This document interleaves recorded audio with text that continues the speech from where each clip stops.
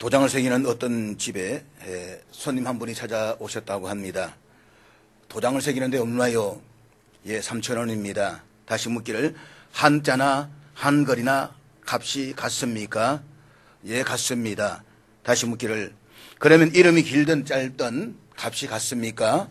아, 물론이지요. 이 말을 듣자 손님은 도장에 새길 이름을 내놓았다고 합니다. 그래서 주인이 그것을 한참 들여다보더니 잘 모르겠다는 듯이 물었습니다. 어느 것이 이름입니까? 아, 그게 다 이름입니다. 이것이 한 사람 이름입니까? 아, 그렇다니까요? 아니, 선생님, 이런 긴 이름이 어디에 있습니까? 아니, 있으니까 가져왔지요. 제 아들 이름입니다. 선생님, 혹시 저를 놀리시는 거 아닙니까? 아, 놀리다니요. 분명히 제 아들 이름인데요. 도장집 주인이 계속해서 믿지 못하겠다는 눈치를 보이니까 손님은 지니고 있던 호적 등본을 내놓았습니다. 그 호적 등본을 보더니 이 도장집 주인이 입을 다물지 못하는 표정으로 이렇게 말하더랍니다. 세상에 이렇게 긴 이름이 호적에 오르다니. 거기에 적힌 이름을 세어보니까 자그마치 10글자였습니다. 10글자. 박차고 나온 놈이 셈이나. 박차고 나온 놈이 셈이나. 아마 성이 박씨였을 것입니다. 이 이름에 더선 복을 박차고 나온 놈이 아들 말입니다. 놈이니 이 주위에서 셈을 낸다라는 의미를 담은 그런 이름이었다라고 합니다. 이 이름은 고등학교에서 국어를 가르치는 선생님이 내 딸을 내리얻고서 마지막 성부 끝에 얻게 된 귀한 아들이라 가지고 딸들과 함께 아주 정성껏 생각해서 지어준 이름이라고 합니다. 박차고 나온 놈이 셈이 나. 배우리 씨가 쓴 우리말 고운말 고운 이름 한글 이름이라는 책에 나오는 이야기입니다. 그 책에 보면 이런 이름도 있습니다. 김 가까스로 얻은 놈이. 이름이라고 해야 될지 문장이라고 해야 할지. 그렇다면 현재 한국에서 제일 긴 이름은 무엇일까요? 제가 인터넷을 한참 검색해 보았더니 우리나라 제일 긴 이름은 이것이라고 합니다. 황금 독수리 하늘을 날며 세상을 놀라게 하다. 사람들이 이 사람 이름을 한번 부르려면 얼마나 골성할까 생각해 보았습니다. 황금 독수리 하늘을 날며 세상을 놀라게 하다. 야! 아마 이렇게 불러야 하니까 이름을 부르다가 숨이 넘어갈는지도 모르겠습니다. 그런데 세상에서 제일 긴 이름을 가진 사람은 피카소였다고 합니다. 한번 들어보시기를 바랍니다. 앞에 제가 띄워놓았습니다. 파블로, 딩고, 호세, 프란시스코, 더 파우라, 호완, 드로스, 레메디, 오스, 크리스토피노, 더 라산티스마, 아이고 숨차라, 트리니다드 루이즈 피카소. 보통은 피카소 이름을 표기할 때에 파블로 루이즈 피카소라고 이야기를 합니다. 그런데 들려지는 이야기에 의하면 피카소가 자신에게 애인이 생길 때마다 거기에 이름을 하나씩 붙였다는 겁니다. 그러니까 이 딩고, 호세, 프란시스코 이런 이름들은 전부 다 피카소의 과거의 애인들이었다 이 말입니다. 존재하는 모든 대상들에게는 이름이 있습니다. 이름은 언제나 그의 존재와 성품을 상징적으로 보여줍니다. 이름은 그의 성격이요 기질입니다. 우리는 종종 어떤 사람의 이름에 대해서 이야기할 때에 그 사람이 대단히 좋은 명망을 가지고 있다라고 이야기를 합니다. 그렇게 말할 때에 이 말은 그가 좋은 성품을 가지고 있다라는 의미입니다. 따라서 이름은 그 사람이 참으로 어떤 존재인가를 나타낸다라고 말할 수가 있습니다. 그래서 이름은 중요합니다. 옛말에 말이 시가 된다라는 말이 있습니다. 어떤 사람이 가수 100명을 대상으로 그의 히트곡이 그의 운명에 어떤 영향을 미쳤는가를 조사했다라고 합니다. 그랬더니 91명의 가수가 자신의 히트곡과 운명을 만들었다라고 말합니다. 죄송하지만 과거에 세상은 요지경이라는 노래를 불렀던 신신혜 씨를 기억할 겁니다. 아마 그 날에는 여기도 짜가 저기도 짜가 짜가가 판을 친다라는 말인데 이 노래 말처럼 신신혜 씨는 그대로 사기를 당해서 모든 것을 다 잃어버렸다라고 말합니다. 영시의 이별, 아마 여러분 노래 모르겠습니다. 배호 씨가 불렀던 영시의 이별이라는 노래가 있습니다만 이 배우 씨는 자기의 노래 가사처럼 영시의 세상을 떠났습니다. 가수 김광석은 30쯤에를 부르고 나서 바로 그 쯤에 세상을 떠났습니다. 반면에 오랜 무명 가수로 지내던 송대관 씨는 쨍하고 해뜰 날 돌아온단다. 이 노래 부르고 난 뒤에 일약 말 그대로 진짜 쨍하고 해가 떠가지고 국민 가수로 등극을 했습니다. 가수가 한 곡의 노래를 완성하기 위해서 똑같은 노래를 보통 2000번, 3000번을 부른다라고 말합니다. 그렇게 부르다 보면 노래의 가사와 똑같은 일들이 생겨난다라고 이야기를 합니다. 이름도 시가 됩니다.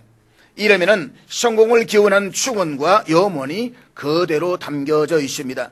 좋은 뜻을 가진 이름은 평생을 불리는 동안 그 사람의 인생을 축복해 주는 좋은 효과가 있고, 나쁜 의미를 가진 이름은 불리면 불릴수록 그 사람의 인생을 힘들게 만든다라고 했습니다. 제가 대학 다닐 때에 일본에서 인터넷에서 신문했던 거 보니까 어떤 사람 자신의 아들을 사탄이라고 이름을 지었다라고 해서 한번 논란이 됐던 적이 있습니다.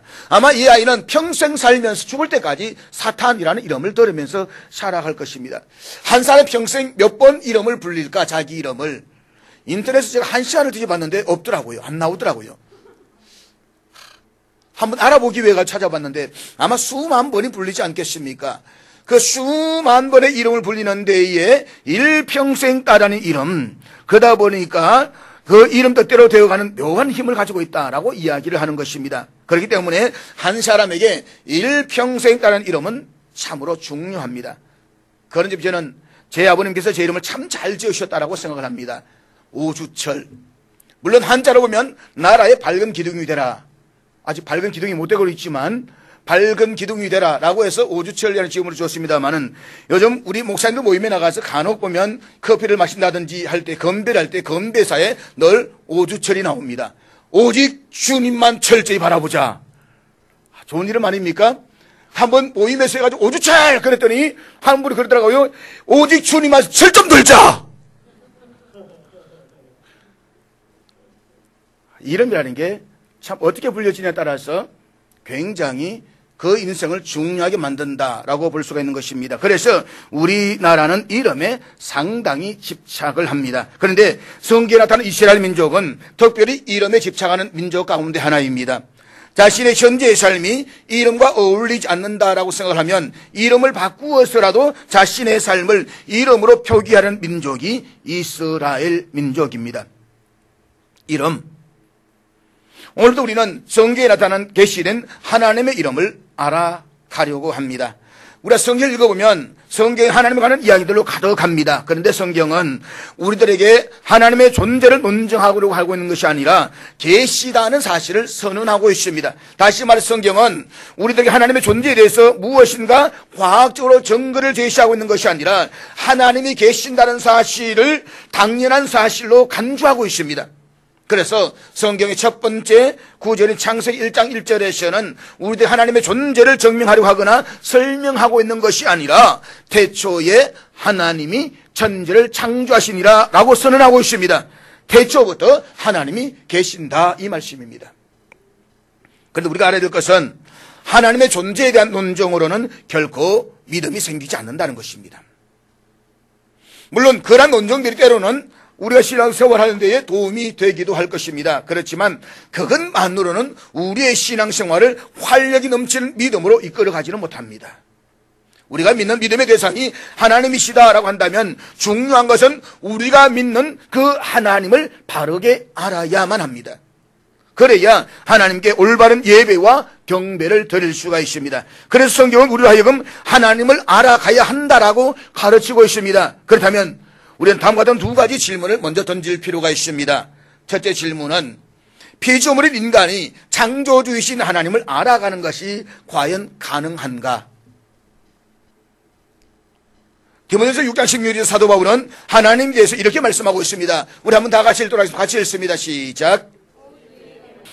여기 있는 말씀처럼 하나님은 영원히 살아계시는 유일한 분이시며 너무나 눈이 부셔서 인간으로서는 아무도 가까이 할 수 없는 빛 가운데 계시는 분이십니다. 그렇기 때문에 인간으로서는 아무도 하나님을 본 일이 없고 앞으로도 볼 수가 없다라고 했습니다. 우리가 이 말씀을 놓고 본다라고 한다면 죄로 오염되고 타락한 요한한 인간이 무한하신 하나님을 알아간다라고 하는 것은 어떤 의미에서는 불가능하다라고 해야만 합니다. 그렇지만 또 다른 성경에서는 우리가 여호와를 알자, 힘써 여호와를 알자라고 말씀을 하고 있습니다. 그리고 성경을 읽어보면 우리가 하나님을 알아가는 것이 가능하다라고 말씀을 합니다. 물론 완전하게 직접적으로 아는 것은 아닙니다. 간접적으로지만 우리 충분히 우리가 하나님을 알아갈 수 있다는 것입니다. 뿐만 아니라 성경은 우리들에게 하나님에 대해서 더 많은 것을 알려주고 있는 것이 사실입니다. 그렇게 하는 목적은 우리로 하여금 하나님을 바로 알고 그분께 온전한 예배를 드리도록 하기 위함에 있다는 것입니다. 자, 그다음 두 번째 질문입니다. 그렇다면 우리가 어떻게 하나님을 알아갈 수가 있을까요? 우리가 믿는 기독교는 사람들이 자신들의 필요에 의해서 자연들을 통해서 신들을 알아가는 그런 종교가 아닙니다. 기독교는 창조주신 하나님께서 스스로 인간에게 찾아오셔서 자신을 계시해 주신 종교입니다. 그래서 우리는 계시 종교라고 말합니다.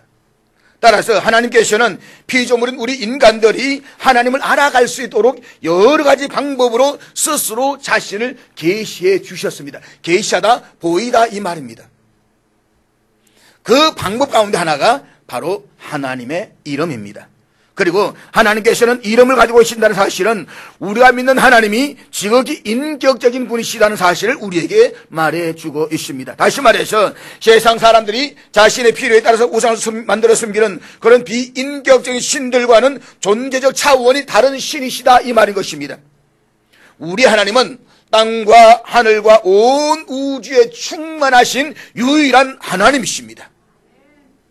그리고 성경에 소개되어 있는 하나님의 이름은 인간들이 자신들의 필요에 따라서 아무렇게나 갖다 붙인 그런 이름이 아니라 하나님께서 스스로 자기 자신에게 부여하신 이름입니다. 즉 하나님께서 자신의 이름을 우리들에게 알려주심으로써 우리로 하여금 하나님이 어떤 분이신가를 알게 하셨다는 것입니다. 그렇기 때문에 우리가 하나님의 이름을 알아간다라고 하는 것은 하나님이 어떤 분이신가를 알아가는 것이라고 말할 수가 있습니다. 무엇보다 하나님의 이름을 통해서 우리가 믿는 하나님은 관념적인 존재이거나 알 수 없는 어떤 막연한 존재가 아니라고 하는 것과 하나님이 우리와 함께 하시기를 원하신다는 사실을 알게 됩니다. 그래서 우리는 하나님께서 스스로 계시신 이름을 알아감으로써 우리와 함께 하시는 하나님을 알아가고 그분을 참으로 경외하며 올바로 예배할 수가 있게 되는 것입니다. 그러므로 지난 주일까지 우리는 구약 성경에 나타났던 부흥에 관한 이야기를 살펴보았습니다. 이제 그 부흥의 이야기를 마치고 난 뒤에 그 부흥을 허락하셨던 하나님을 올바로 알아간다는 것은 우리에게 참으로 중요한 것입니다. 그래야만 우리가 바른 신앙을 할 수가 있고 생동감 있는 생활을 할 수가 있고 하나님 내 삶 속에서 체험 있는 삶을 살아갈 수가 있는 것입니다. 그래서 오늘 우리는 이제 하나님의 이름을 함께 알아가 보려고 합니다.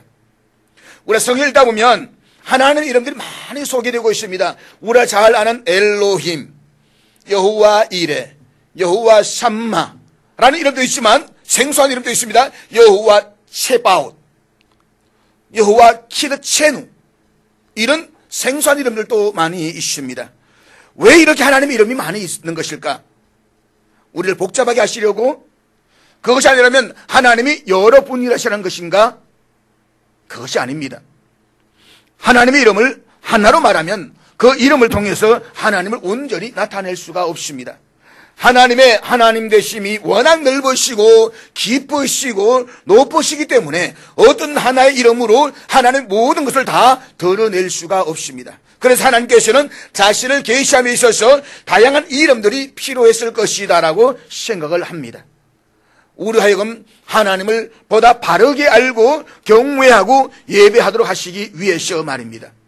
그리고 무엇보다 이런 다양한 하나님의 이름을 이해한다라고 하는 것은 하나님을 총체적으로 알아가는 데 있어서 중요한 작업이라고 말할 수가 있습니다. 어떤 사람을 참으로 깊이 이해하면 그 사람을 따를 수도 있고 그 사람을 전적으로 신뢰할 수도 있습니다. 그런데 그 사람이 이해가 되지 않으면 그 사람과 관계할 수가 없습니다. 마찬가지로 하나님이 누구이신가를 이해함으로써 우리는 그분을 정말로 신뢰하고 그분을 높여드릴 수가 있고 그분을 찬양할 수가 있습니다. 그래서 우리는 성경에 계시된 하나님의 이름을 알아가는 것입니다. 그러므로써 하나님을 더 신뢰하고 그분을 높여드리며 그분을 전심으로 사랑할 수 있게 되기를 주의 이름으로 축복합니다. 오늘 본문 시편 20편이 정확하게 어떤 경우에 사용되었는가에 대해서 확실한 결론을 내릴 수 있는 근거는 없습니다. 그렇지만 대체적으로 학자들에 의하면 싸움이나 전쟁을 앞두고 왕이 출전하기 전에 하나님께 나아가드렸던 기도시였을 것이다 라고 보고 있습니다. 예나 지금이나 전쟁은 한 국가의 흥망을 좌우하기 때문에 국가의 운명이 걸린 중대한 일입니다. 따라서 오늘 이 시편은 왕이 이방 나라의 전쟁을 위해서 군사를 이끌고 출정하기 앞서가지고 성전에서 제사를 드릴 때에 왕과 온 백성들이 함께 낭송했기 때문에 소위 출정시로 분류가 됩니다. 그런가 하면 넓은 의미에서 볼 때 결국 어떤 종류의 환란이라도 하나님이 함께 하시면 반드시 극복하고 승리할 수 있다는 확신의 근거에서 부른 노래이기 때문에 장르상으로는 신정시라고도 분류가 되고 있습니다. 자, 그렇다면 오늘 본문에서 하나님의 백성들에게 하나님의 이름이 주는 의미가 무엇입니까? 우리 두 가지로 정리해서 볼 수가 있습니다. 첫째로 하나님의 이름은 환난 날에 안전하게 보호를 받는 피난처가 되신다는 사실입니다. 우리 본문 1절 시편 20편 1절부터 다 같이 읽도록 하겠습니다. 같이 읽습니다. 시작. 이 시편은 환난 날에라는 말로 시작이 되고 있습니다.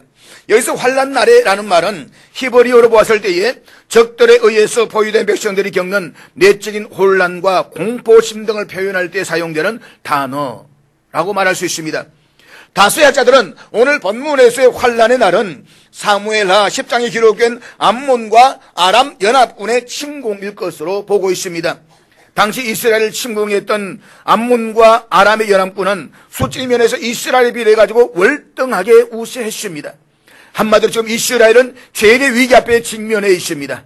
이스라엘 백성들은 이 환란으로 인해서 너무나 고통스러운 현 상태에 직면해 있습니다.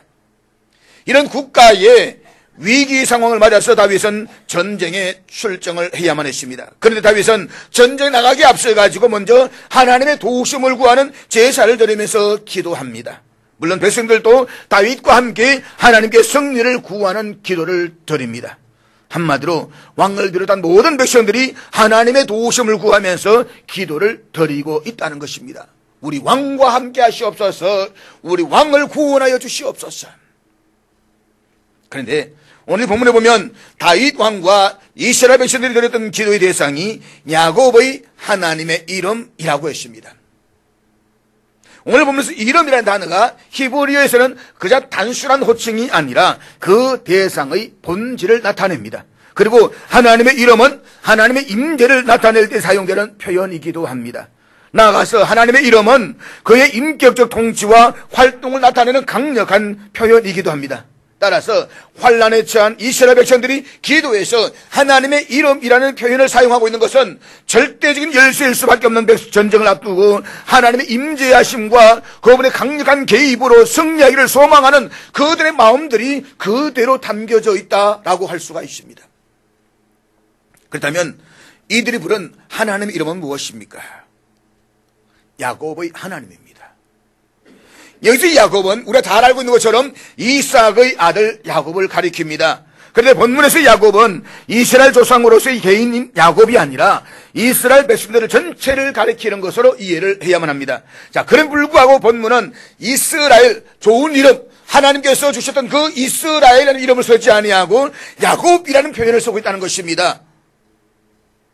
이것은 하나님과 그 이스라엘 민족의 조상인 야곱의 기도를 들으시고 그를 환란에서 구원하신 사실을 염두에 두고서 고백하고 있는 기도다라고 말할 수 있는 것입니다. 우리가 잘 알고 있는 것처럼 이삭의 상둥이 아들이었던 야곱은 참으로 간교한 인물이었습니다. 그런 형 에서의 배고픔을 이용해서 팥죽 한 그릇으로 장자권을 빼앗는가 하면 나중에는 눈이 어두워서 보지를 못하는 아버지 이삭을 속이고 형 에서에게 돌아갈 장자권의 축복마저도 가로채고 말았습니다. 그리고 그로 인해서 그는 형 에서로부터 살해의 위협을 받고 외삼촌 라반이 살고 있는 밧단 아람으로 도피하지 않으면 안 되었습니다. 야곱은 그곳에서 20년의 세월을 보내면서 많은 재산을 모았습니다. 4명의 부인과 11명의 아들과 딸도 하나 얻었습니다. 그런데 어느 날 하나님은 야곱에게 나타나셔서 고향 가나안 땅으로 돌아갈 것을 지시하십니다. 그래서 야곱은 가족들을 이끌고 수많은 재물들을 가지고 가나안 땅으로 돌아옵니다. 한마디로 금이 환양입니다. 그런데 문제가 생겼습니다. 에서가 복수의 칼을 갈면서 그를 기다리고 있었다는 것입니다. 야복강가에 이른 야곱에게 에서가 400명의 가병을 이끌고 자신을 향해서 오고 있다는 소식이 들려옵니다. 야곱은 그야말로 절체절명의 순간이었습니다. 그날 밤 야곱은 가족들을 하여금 야복강을 건너가게 한 후에 자신은 홀로 강 이편에 남아서 기도하기 시작합니다. 그는 밤이 새도록 하나님을 붙잡고 기도했습니다. 그리고 그때 야곱이 자신과 씨름하고 있는 이 기도를 그때 그의 기도가 얼마나 간절했는지 성경은 그의 기도를 씨름에 비유했습니다. 그때 야곱이 자신과 씨름하고 있는 사람에게 이렇게 말합니다. 당신의 이름을 알려주십시오. 당신의 이름을 알려주십시오. 이 말은 당신은 누구입니까? 당신의 신실을 내게 말해주십시오 라는 의미를 가지고 있습니다. 아마 어쩌면 야곱은 씨름하는 가운데서 이렇게 말하고 싶었을지도 모르겠습니다. 당신은 참으로 비범한 존재인 것 같습니다. 나는 당신이 누구인지 정확하게 알고 싶습니다. 그때 그 사람이 어찌하여 내 이름을 묻느냐라고 말하면서 야곱을 축복합니다. 그의 간절한 기도가 하나님의 마음을 움직였다는 것입니다. 하나님은 야곱을 에서의 칼로부터 구원해 주셨습니다. 야곱은 이런 하나님에서 구원을 이렇게 고백합니다. 환난 날에 내게 응답하시는 하나님. 환난 날에 내게 응답하시는 하나님.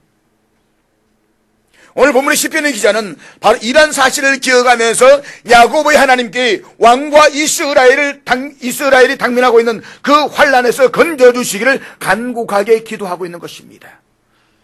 지금 국가의 운명이 걸린 중대한 위기에 처한 이스라엘 백성들 가운데 임재하셔서 우리 민족과 왕을 구원해 달라는 것입니다. 사랑하는 여러분,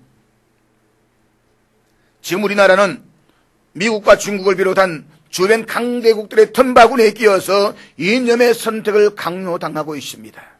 미국이냐 중국이냐 서로 선택하라고 아우성입니다. 그런가 하면 일본의 경제 보복으로 산업 전반에 위기감이 고조되고 있습니다.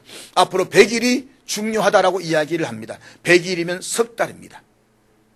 100일이면 우리 경제가 완전 그야말로 중단되느냐 아니면 다시 돌파구를 찾느냐의 중심에 서 있다라고 이야기를 합니다. 근데 여러분, 싸움은 하지 말아야 하지만 어차피 싸움이 일어나면 그 싸움은 이겨야 합니다. 그렇지 않습니까? 우리가 아이들하고 밖에 나가서 우리 아이들이 절대로 싸우지 마라, 친구 잘 지내라 말하지만 싸우면 맞고 들어오면 기분 나쁩니다. 속 상합니다. 그렇죠? 그렇지만 패고 들어오면 좀 미안은 하지만 그래도 기분은 나쁘지는 않습니다. 맞고 들어오면 뭔가 억울하기도 하고 분하기도 하고 당한 것에서 우리는 견디지를 못하는 마음이 있습니다.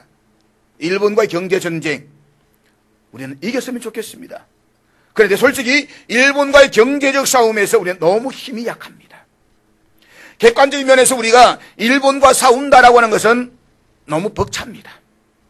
그래서 우리에게는 그렇기 때문에 다윗과 이스라엘 백성들이 그걸 했던 것처럼 야곱의 하나님께 엎드려 기도해야만 합니다. 야곱의 하나님은 환난 날에 부르시는 자의 기도를 들으시는 하나님이십니다. 야곱의 하나님은 당신께 부르시는 자를 멸시하지 아니하시는 자비로우신 분이십니다. 야곱의 하나님께 엎드려 기도하면 그분은 우리를 높이 드시며 우리를 도와주십니다. 그러므로 우리나라 대한민국을 위해서 야곱의 하나님께 부르짖는 저와 여러분을 주의 이름으로 축복합니다. 주여 이 나라를 구원하시옵소서. 이 나라의 대통령을 구원하시옵소서. 솔직히 대통령 좋아하지 않습니다. 그렇지만 나라를 위해서, 우리 민족을 위해서, 대통령을 위해서 기도해 주시기를 바랍니다. 하나님의 이름은 하나님의 백성들이 안전하게 피할 피난처이십니다. 사랑하는 여러분, 하나님의 이름이 우리들에게 주는 의미가 무엇일까요? 둘째로, 하나님의 이름은 우리들의 승리의 근거가 되십니다. 본문 5절 말씀 같이 보도록 하겠습니다. 우리 5절 다 같이 읽겠습니다. 시작. 자, 앞선 1절에서는 야곱의 하나님이라고 표현을 했는데, 오늘 여기 본문에서는 우리 하나님의 이름이라는 표현을 사용하고 있습니다. 이것은 이스라엘 백성들과 하나님과의 인격적인 관계를 강조하고 있는 표현이라고 말할 수 있는 것입니다. 막연히 야곱의 하나님, 과거 역사 속에 그 하나님이 아니라 지금 우리 속에 임재하셔서 우리와 함께 하시는 하나님, 이 말입니다. 그리고 본문에서 우리 깃발을 세우리니 라는 표현은 적도를 정복하고 그 성의 깃발을 세우는 것과 관련된 표현으로서 전쟁에서의 승리를 상징적으로 나타내고 있습니다. 그런데 본문의 5절의 내용은 현재 이스라엘이 처하고 있는 위기 상황과는 전혀 어울리지 않는 내용입니다. 현재 상황이라면 당연히 한숨이 나와야 하고 통곡과 애가가 흘러나와야만 합니다. 그런데 이스라엘은 왕은 승리를 기뻐하며 하나님의 이름을 높여서 찬양하고 있습니다. 어떻게 이럴 수가 있을까? 쉽게 이해할 수 없는 상황입니다. 혹여 이스라엘 백성들이 현실을 똑바로 인식하지 못하고 있는 것은 아닙니까? 그것도 아니라면 교만하여서 저걸 너무 얕잡아 보고 있는 것은 아닐까요? 그렇지 않습니다. 시편 기자는 분명히 당시의 상황을 국가적 위기로 인식하고 있습니다. 다윗을 비롯한 모든 백성들이 하나님의 도우심을 간절히 간구할 만큼 그들은 충분히 위기의식을 가지고 있었습니다. 그럼에도 불구하고 그들이 마치 승리를 한 것처럼 믿고 찬양하는 이유가 어디에 있습니까?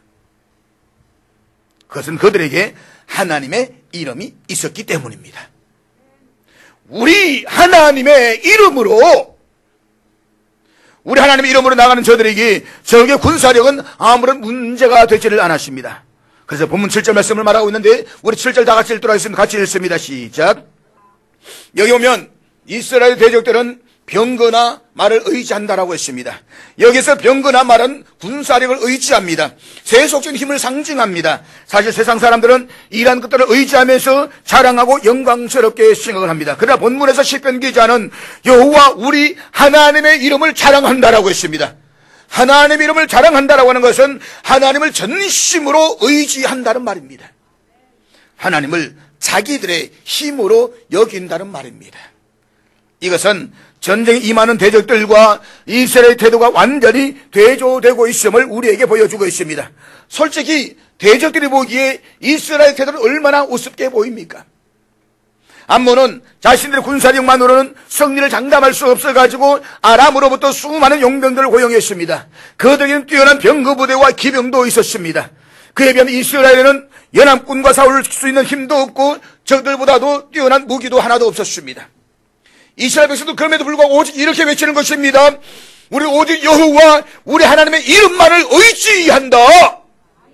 하나님의 이름.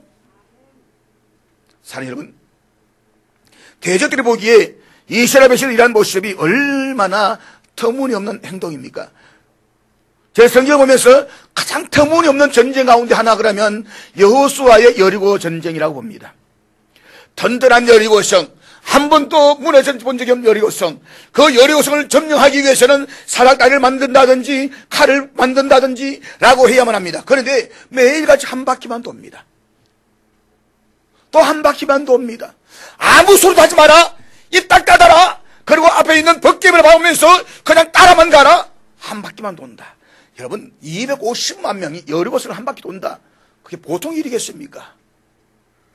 진짜 세상 사람을 바라봤을 때에, 또 아니면 어쩌면은 여리고성의 사람을 바라봤을 때에 처음에는 얼마나 우스웠겠습니까? 그렇지만 그들은 오직 여호와의 이름으로 돈 것입니다. 사실 오늘 이 이스라엘 백성들이 무슨 아이들 전쟁 놀이를 하자고 하는 것이 아닙니다. 적어도 전쟁을 하자면 군사 를 준비해야 하고 무기도 준비해야만 합니다. 그럼에도 불구하고 이스라엘은 아무런 대책도 없이 오직 여호와 우리 하나님의 의지의 이름을 의지해서 전쟁을 할 것이고 그 전쟁은 승리할 것이다라고 장담하고 있습니다. 이것이 인간적인 생각과 판단을 보면 얼마나 무모한 일이겠습니까? 더구나 8절, 본문 8절 한번 보시길 바랍니다. 8절 여기 보면 오직 여호와 우리 하나님의 이름을 자랑하기 때문에 이스라엘 백성들 승리를 장구하면서 이렇게 외치고 있는 내용을 봅니다. 8절 다 같이 읽겠습니다. 시작. 이 말은 역으로 생각해야 됩니다. 다시 말해서 지금 대적들은 교만과 오만한 모습으로 목에 힘을 주면서 우뚝 서 있습니다. 대적들은 정말 당당합니다. 그들은 이미 성경을 거둔 것처럼 오만방자합니다. 그도 그럴 것이 자기들에 비해서 이스라엘은 그야말로 형편없는 오합지졸이었기 때문입니다. 이스라엘은 반면에 아무런 힘도 없이 엎드러져 있습니다. 그렇지만 결국에는 상황이 역전되어서 저들은 엎드러지게 될 것이며 이스라엘은 힘차게 일어서게 될 것이라는 말씀인 것입니다. 그렇습니다. 인간적인 관점에서 본다면 오직 하나님의 이름만을 의지해서 전쟁을 하겠다라고 하는 것은 참으로 무모한 일로 여겨질 수가 있습니다. 그렇지만 성경을 보면 전쟁은 여호와께 속한 것이라고 했습니다. 그리고 여호와의 구원하심은 칼과 창에 있지 않다라고 했습니다. 전쟁은 세속적인 힘으로 하는 것이 아니라 전능하신 하나님의 간섭하심에 의해서 승리가 결정나는 것입니다. 사랑하는 여러분, 우리가 하나님의 이름을 의지한다라고 하는 것은 세상의 그 어떤 강력한 힘을 의지하는 것보다도 더 강력한 능력 이름을 믿으시기를 바랍니다. 인간적으로 보면 다윗은 골리앗의 상대가 되지를 않았습니다. 다윗은 그저 어린 목동에 불과했습니다. 그는 갑옷도 입지 않았고 칼도 들지 않았습니다. 그의 손은 단지 물맷돌만 들려있을 뿐이었습니다. 반면에 골리앗은 구척이 넘는 거구인데다가 갑옷을 입고 있었고 칼과 단창으로 무장하고 있었습니다. 더구나 그는 싸움에는 이골이 난 사람이었습니다. 그렇지만 골리앗은 다윗 앞에서 굽어 엎드러지고 다윗은 그의 시체를 밟고 우뚝 섰습니다. 어떻게 이런 일이 일어날 수가 있습니까? 다윗에게는 하나님의 이름이 있었기 때문입니다. 그것이 우리 사무엘상 17장 45절 말씀인데 우리 다 같이 읽도록 같이 읽습니다. 시작.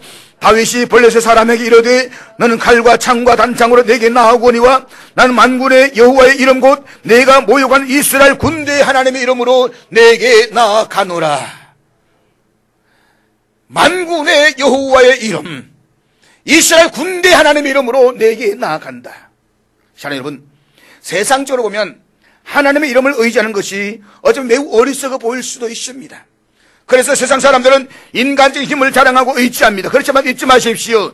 하나님의 이름을 의지하는 것은 사실은 가장 강력한 능력인 것입니다.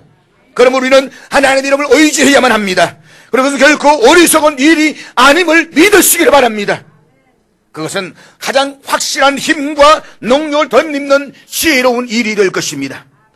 세상에 하나님보다 강한 것은 없습니다. 하나님보다 지혜로운 것도 없습니다. 그러므로 여러분 하시는 모든 일에 하나님을 의지하고 인간도 도저히 헤쳐나가기 어려운 난관에 직면했을 때에 오직 하나님의 이름을 자랑하겠노라고 선언할 수 있는 저와 될 수 있기를 주의 이름으로 축복합니다. 그렇습니다. 우리가 하나님의 이름으로 나아갈 때에 우리 앞에 있는 위기는 더 이상 위기가 아니라 놀라운 기회가 될 것입니다. 지금 이것이 어떻게 보면 또 하나의 기회일 수 있습니다. 우리 전심 하나님께 나아가서 하나님의 이름을 의지하고 하나님께 기도할 때 하나님께서는 이 땅의 경제를 다시 한번 던져 세울 수 있는 기회를 주실 수 있다라고 믿습니다. 우리가 하나님의 이름으로 나아가면 승리는 우리의 것이 될 것입니다. 비록 아직 승리가 이루어지지 않았다고 할지라도 우리는 분명하게 믿습니다. 우리 하나님의 이름이 우리에게 있으므로 우리는 승리할 것입니다. 그래서 우리는 아직 이루어지지 않았음에도 불구하고 반드시 이루어 주실 줄을 믿고 승리를 노래할 수가 있는 것입니다. 하나님의 이름을 의지하는 성도들은 지금은 비록 엎드러져 있어도 보란듯이 다시 일어설 것입니다. 우리의 왕이신 예수 그리스도께서 다시 오시는 그날 우리 엎드린 그 자리에서 다시 일어서게 될 것입니다. 그리고 우리 앞에 엎드린 원수들을 우리의 발등상으로 삼게 될 것입니다. 그럼 우리는 하나님의 이름을 의지해야만 합니다. 솔로몬은 잠언 18장 10절에서 이렇게 고백하고 있습니다. 잠언 18장 10절 우리 다 같이 읽겠습니다. 같이 읽습니다. 시작. 여호와 이름은 견고한 망대라. 의인은 거리로 달려가서 안전함을 얻느니라. 솔로몬은 여호와 이름을 견고한 망대라고 했습니다. 망대는 높은 곳에 세워진 탑을 의미합니다. 이곳은 적군의 침입을 한눈에 내다볼 수 있는 곳으로 성에서 가장 높은 곳입니다. 이곳은 가장 안전한 곳입니다. 그렇습니다. 여호와의 이름은 성도들이 대적들을 공격도 피할 수 있는 견고한 망대입니다. 여호와 이름은 성도를 위험과 어려움에 받들는 모든 환난으로부터 안전하게 보호하는 견고한 산성이십니다. 그러므로 우리를 안전하게 숨기시고 우리를 의의 길로 온전히 인도하시는 하나님의 이름을 알고 그분의 이름을 의지함으로써 성령 삶을 살아갈 수 있기를 주의 이름으로 축복합니다. 기도하겠습니다. 하나님,